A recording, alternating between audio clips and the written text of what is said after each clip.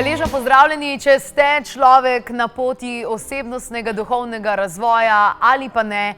Verjamem, da ste že slišali za Oshota, ki je pravkar izdal tudi dve novi knjigi, oziroma izdani sta bili dve novi knjigi, Ustvarjalnost in pa Intuicija. Ampak preden malce bolj konkretno spoznamo vsebino tega, ki je tako zanimiva, da komaj čakam, da se danes zvečer pogreznemo branje, dajmo pogledati in preveriti, kaj vse in kdo vse Osho je. Osho je eden najbolj znanih in najprovokativnejših duhovnih učiteljev našega časa. Sprva je v 70. letih 20. stoletja pritegnil pozornost mladih na Zahodu, ki so želeli doživeti meditacijo in preobrazbo. Več kot 2 desetletji po njegovi smrti, leta 1990, se vpliv njegovih naukov še naprej širi in najdemo iskalce vseh starosti v tako rekoč vseh državah sveta. Oshove knjige so nastale kot transkripcija njegovih številnih predavanj in odgovorov na vprašanja publike. V knjigah se tako odraža pogovorni ton in tudi humornost, katere se je Osho posluževal za ponazoritev svojih razmišljanj. Njegovih tisoče predavanj zajema vse od posamičnega duhovnega iskanja smisla, od nadvse nujnih družbenih in političnih vprašanj, s katerimi se družba spoprijema danes. Kakor se je izrazil sam, zatorej pomnite, karkoli povem, ni namenjeno zgolj vam. Govorim tudi za prihodnje generacije. Takole, in vsekakor se strinjam z Oshotom, ki v novi knjigi Ustvarjalnost, o kateri bomo danes govorili z Mirelo Zuber iz založbe Primos, ki je tudi izdala ti dve knjigi. Takole piše: zelo malo ljudi sprejemamo kot ustvarjalne, peščico slikarjev, peščico pesnikov, enega na milijon. In to je neumno. Vsak človek je rojen ustvarjalec. Opazujte otroke, pa boste videli, vsi otroci so ustvarjalni. In kako izjemno pomembno je, da ljudje vidijo, da ni dovoljeno samo pevcem peti, samo slikarjem slikati, ampak da je to nekaj, kar nam je vsem na voljo in da je ustvarjalnost tista bit življenja. Ja, točno tako. Ustvarjalnost je v bistvu, gre za neko stališče, za notranji pristop, kako gledamo na stvari. In zato ne moremo ustvarjalnosti omejiti na nekaj določenega. In če izhajamo iz tega, tako kot si rekla uvodoma, da je človek ustvarjalen že sam po sebi, potem je tudi to vse, kar počne, lahko ustvarjalno. Tako da ta ustvarjalnost ni na voljo samo umetnikom, torej ne vem, plesalcem, igralcem, kiparjem, slikarjem, ampak dejansko vsi lahko prenesemo to ustvarjalnost v stvari, ki jih počnemo vsakodnevno. In to je dejansko bit in esenca, to je smisel življenja. Osho dejansko v knjigi Ustvarjalnost gre zelo globoko, ravno zato, da doseže to razumevanje bralca, kaj sploh je ustvarjalnost in kaj zajema. In pove tudi, da je ustvarjalnost, recimo, če opredelimo človeški obstoj skozi 3 osnovne elemente in rečemo, da je zavest naša bit, in da je sočutje kot najvišja oblika čutenja povezana s čutenjem, potem je ustvarjalnost pravzaprav delovanje ali pa ukrepanje. In da bi v bistvu sploh dovolili tej ustvarjalni sili, da steče skozi nas, moramo se v bistvu najprej naučiti razlikovati aktivnost od akcije. To je tudi ena taka zanimiva stvar. Namreč akcija je to, ko se mi odzovemo glede na razmere, torej lačni smo, gremo jesti. Aktivnost pa pomeni v bistvu, da ves čas nekaj počnemo, da ne moramo biti sami s seboj in povezani s celoto in potem takim nič novega, nič ne more prijeti k nam. In v bistvu ta aktivnost izhaja iz nemirnega uma, akcija pa prihaja iz tihega uma in je ustvarjalna, aktivnost je pa uničujoča. Ker pravzaprav mi bi mogli od akcije do akcije počivati, biti v stiku s seboj in s celoto, da sploh dovolimo, da se nekaj onkraj prostora in časa zgodi in da to steče skozi nas in potem take mi nismo pravzaprav stvarnik, ampak smo sredstvo ali pa kanal, skozi katero se ustvarjalna sila steka. Tako da v bistvu ključni korak je dejansko, da se naučimo te popolne sproščenosti in to pač dosežemo, se pravim tako, ne da skozi silimo ali pa da se pustimo prepričati umu, da pač določene stvari moramo narediti, ker pač niso razmere take, ampak enostavno hranimo energijo, uživamo v tukaj in zdaj, se hranimo, se napajamo in takrat dejansko lahko vstopi v nas karkoli je onkraj, ker tam, kar je onkraj, je pa v bistvu tista nespoznavna stvar, ki pa daje življenju smisel. Lahko preberem?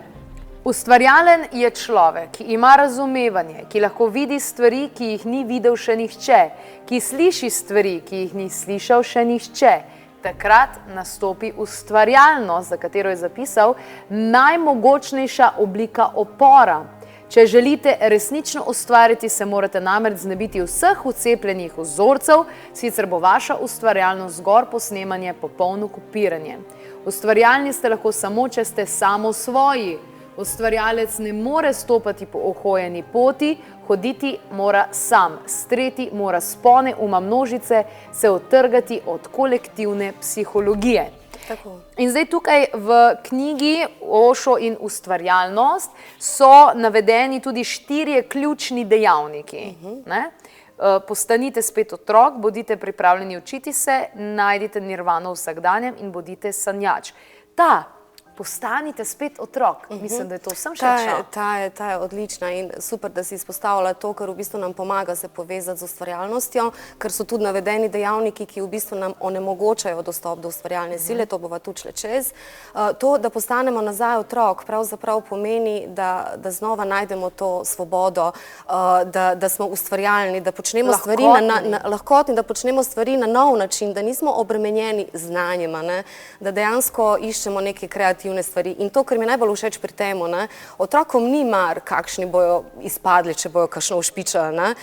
Ljudem pa je mar, zaradi tega, ker se razvija ta ego. In sporočila Oša so vedno, da gremo v razkrajanje ega, ker je pač izvor vsega trpljenja, napetosti in tesnob. Zato v bistvu mi je tukaj všeč to, da če se odločimo, da bomo spet znova otroka, to pomeni, da bomo postavili na kocko tudi svoj ugled in da smo tudi pripravljeni na to, da nas bo okolica kdaj včasih imela za bedaka. Ampak to v bistvu ima veze samo z egom, s tistim bistvom, z esenco pa nima veze. Tako da zato v bistvu v tem kontekstu naj bi bili nazaj otrok. Potem tudi naprej kaj si še naprej? Bodite pripravljeni učiti se. Ja, to tudi pomeni dejansko, da mi skozi življenje nabiramo znanja in ne vem, smo polni diplom in ne vem, takih in drugačnih umskih pač znanj. In to pomeni v bistvu, da si dovolimo, kljub temu, da o nečem že precej veliko vemo, da smo pripravljeni pravzaprav na to isto zadevo, potem pozabiti vse to znanje, ki ga imamo in si dovoliti pogledati na drugačen način na to stvar. Ampak ljudem je to zelo težko, ker so navezani na svoje znanje. Ja, ampak ko bojo dojeli dejansko, da če gledajo in če si razlagajo svet, samo skozi to svoje znanje so zelo omejeni, zaradi tega, ker to je tudi en filter. To se pravi, ne dovolimo si iti izven teh okvirjev, mi pa pravzaprav stremimo k temu, da gremo izven okvirjev in da v bistvu širimo svojo zavest in širimo svoje območje udobja. Tako da to je v bistvu catch. Bistveno. Ja, bistveno je to, da se Ošo tudi vedno v svojih govorih je napovedoval, je govoril dejansko, da normalno, da se pač, da pridobivamo znanja, se učimo, ampak moramo biti tudi pripravljeni odpustiti ta znanja in pozabiti in na neko stvar gledati, kot da jo prvič vidiš, ker takrat lahko dobiš nov navdih. Tako. Včasih ugotavljam, da znanje, če ga vzameš preveč resno in da drži kot pribito, da dejansko omejuje. Tako. Velikokrat sem prišla do tega, da znanje omejuje in veliko žensk, ki so se ukvarjale predvsem v času mojega študija na zdravstveni fakulteti z razvojem otrok, pri katerem mesecu mora otrok kaj narediti in tako naprej, so rekle, kako sem jaz srečna, da je moj otrok odrastel, preden sem jaz to znala, ker sicer bi bila ves čas panična. Tako da bodite pripravljeni učiti se, wow, kakšna modrost. Ker se mi zdi, da vsako knjigo, ki jo preberem, pa ponovadi pridejo, priznam, vsa priporočila za knjige iz tvoje strani, zmeraj, ko kakšno knjigo preberem, ugotovim, kako malo vem. Ne kako veliko vem, ampak kako malo vem. In koliko še je dejansko potrebno se. V bistvu si dovoliš verjetno tudi na kakšen drugačen način kakšno stvar razumeti. V enem stanju lahko enkrat na tak način razumeš, drugič drugače. Ampak to ti že v bistvu govori o tem, da ni eno doživetje, da lahko na različen način doživljaš stvari.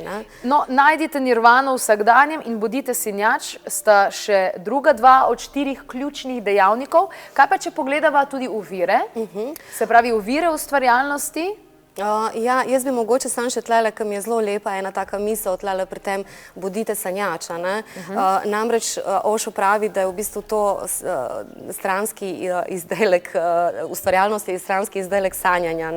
In ko smo v razmišljanju, smo ločeni od drugih. Torej jaz mislim ene misli, ti misliš druge misli in med nami je zid. Ko pa smo obe tiho, kar zdaj sicer ne morava biti, ker smo v oddaji, potem v bistvu nastane tišina in tišina ne morete biti dve, lahko je samo ena. In to je pol tisti prostor, ki se začnejo dogajati čudeži. Isto tako, katero si že prej navedla, še eno je bilo. Najdite nirvano vsakdanje. Ja, to je pa tisto, ko smo se tudi na začetku pogovarjali, ko si rekla, dejansko človek je ustvarjalen, zakaj vedno slavimo. Osho ne trdi, da bi mogli biti vsi, ne vem, blazni umetniki ali pa neki konkretni umetniki, ampak lahko dejansko v teh drobnih, majhnih stvareh, ki jih počnemo vsak dan, prežamemo jih svojo dušo, svojo ljubeznjo in potem bomo prenesli to ustvarjalnost vsak dan. Le, kaj sem našla v knjigi na strani 119 Osho ustvarjalnost, Nietzsche v eni svojih izjavah pravi, tistega dne, ko bodo izginili sanjači, bo človeštvo doletela velika katastrofa. Ja, res je, ker pol bo postalo prazno, ker brez tega dejansko ni pol tistega globljega pomena ali pa smisla. Smo samo še roboti. Točno to. 5 ovir smo pripravljeni, ovire. Se pravi samozavedanje, obsedenost s popolnostjo, no tukaj se jaz rada ujamem, intelekt, prepričanja in obsedenost s slavo. No ta slava, to pa, to mi pa no meni je recimo tlele najbolj zanimiva tale prva, samozavedanje, ker dokler smo tako v tem samozavedanju, potem je tisto jaz, in dejansko smo toliko okupirani sami seboj, da ne dovolimo, da nas preseže neka sila, ki pride čez nas, in to je v bistvu to preseganje, to je dejansko tudi srž transcendence v preseganju in to je ustvarjalnost. Torej, če smo mi toliko zaposleni sabo, dejansko ne moremo dovoliti, da sploh pride karkoli drugega v naše življenje. To je tako poln kozarc, ga moraš sprazniti, torej moraš ta ego razkrojiti, da lahko pride nekaj, kar je večjega od nas samih, da se uklonimo tej sili pravzaprav. Obsedenost s popolnostjo, ena izmed ovir knjige Ustvarjalnost in Osho. Obsedenost s popolnostjo pa prinaša izjemne dobičke kozmetični in lepotni industriji nasploh. Ja, pa zelo veliko frustracij, ker dejansko pol nikoli ne moreš ustaviti zadeve.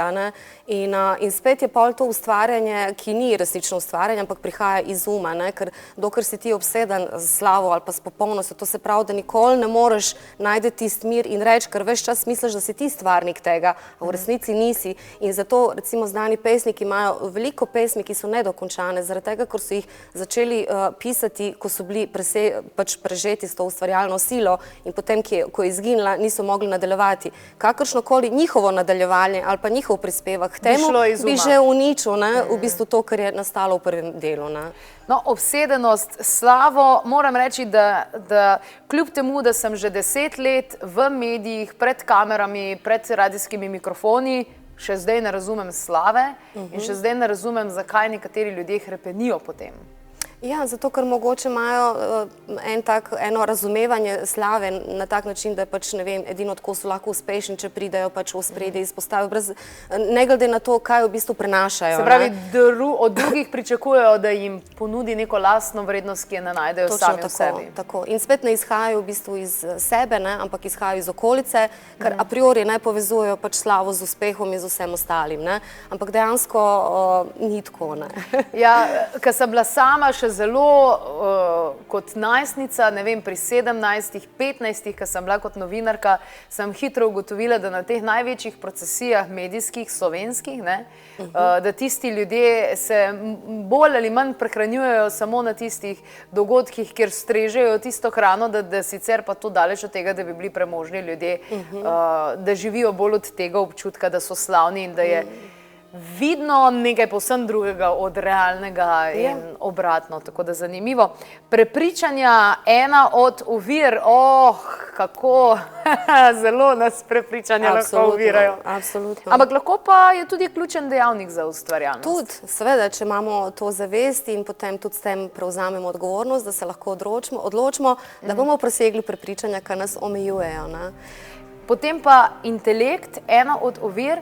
Moram reči, da mi je zelo všeč, da je intelekt Osho navedel Kot oviro.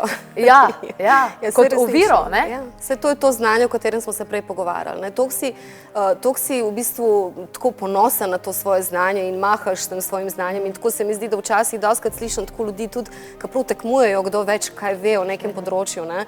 Ampak dejansko gre za eno stalno ponavljanje enih istih stvari. Ne? In pol to ni ustvarjalnost, ker ti ustvarjalnost potrebuje nove kreativne rešitve in gledanje na stvari. Spoznala sem eno izjemno modro zdravnico, je rekla, Jasmina, jaz sem sicer zdravnica, ampak povem ti, jaz nimam pojma o hrani in o teh stvareh, ki vidve z Minko govorita, jaz nimam pojma o tem, nas tega niso učili. Kako modro, da ni poslušala svoj naziv, le jaz sem doktorca in si tako vse vem. Tako. V redu, ni pa ustvarjalnost edina knjiga, ki je izšla strani zakladnice Oshota, ampak tudi intuicija, ki je samo zrcalo, ne ustvarja ničesar, samo odseva, kar je. Vedenje onkraj logičnega mišljenja, se pravi, ne? Spet nekaj kot ustvarjalnost, kar oboje presegata ne? In dejansko se ne zaveda intuicije, ne more jo pojasniti, ker prihaja iz točke, ki jo ne zaznava. In dejansko intuicija je v bistvu popolnoma ena druga raven dogajanja, ne? In nima nobene povezave z umom. Ne? Torej lahko jo občutimo, ne moremo jo pa pojasniti. Zelo težko je pojasnjevati stvari, ki pač prihajajo kot neka resnica. Ne? Zato mi je všeč recimo tudi Oshov pristop, ki vedno poskuša z različnih perspektiv obrazlagati, kaj je to, da vidimo tako, da občutimo, da potem sami občutimo to resnico, ker z besedam zgolj ne moreš tega opisati. No, se tudi, če bi nekdo rekel, opiši mi ljubezen, ki jo imaš do svojega otroka. Kako boš, ja, čakaj, kako? Težko, lahko jaz govorim, ne, koliko je to super, ne, ampak dejansko tisto globino ne moreš doseči samo z besedam. Ne. Tudi tukaj se mi zdi, da je krasno zaznamovana oziroma oblikovana knjiga Bravo Primoz, in sicer zemljevidi so navedeni, ovire na poti do vedenja, se pravi do uporabe intuicije, zopet znanje, intelekt, domišljija in politika. Ja, seveda. Zanimivo. Lahko preberem tudi strategije? Ja, daj. Ulupite čebulo, delujte z ženske strani, od razmišljanja k čutenju, sprostite se, poiščite notranjega vodnika, sreča naj bo merilo in posvetite se poeziji. Točno to, ja. Veš, to mi je zelo všeč recimo pri tej knjigi, ker Osho zelo povezuje intuicijo in instinkt. Namreč instinkt, spontano delovanje telesa, temu rečemo instinkt. Spontano delovanje duše pa je intuicija. In je nekje vmes, je pravzaprav nikoli spontano ne deluje, predstavlja in znanje. Ne? In torej ta instinkt, to je v bistvu deluje na snovni ravni in je ta prvinska surova energija, dočim intuicija je pa v bistvu deluje na duhovni ravni in je ta prefinjena energija. Ne? In to skladno delovanje v bistvu intuicije in instinkta, ko sta usklajeni, ko oboje pač delujeta, ne, potem lahko mi uporabimo za prave namere. Drugače pač imamo sredstva, nimamo pa cilja in se nam stvari samo dogajajo in smo mi v bistvu pač v rokah samega uma. Ne? Kako modro je tukaj napisal. Znanost se je ustavila na ravni uma, zato ne more dognati ničesar o zavesti. Brez prebujene intuicije je ena od najbolj nevarnih stvari na svetu.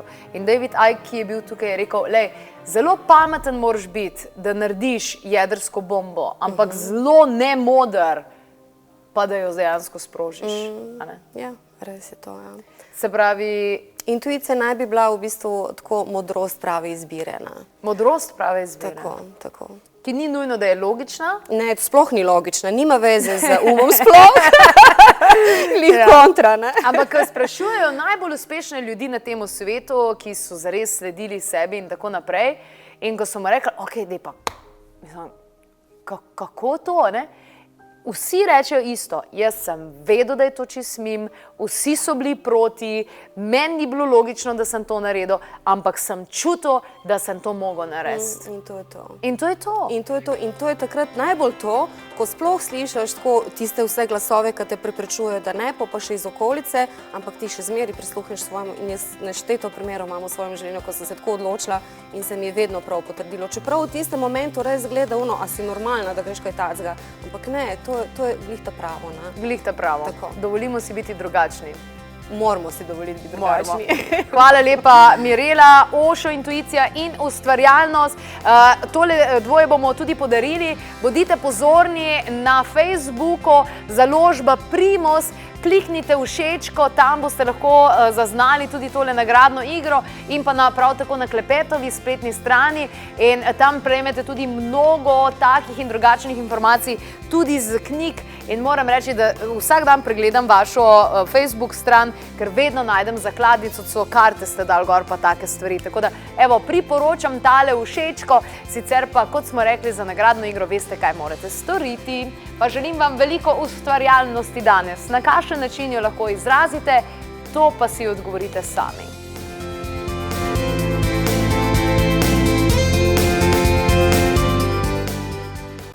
A ti je bil posnetek všeč? Ja, super bi bilo, če ga deliš tudi s svojimi prijatelji.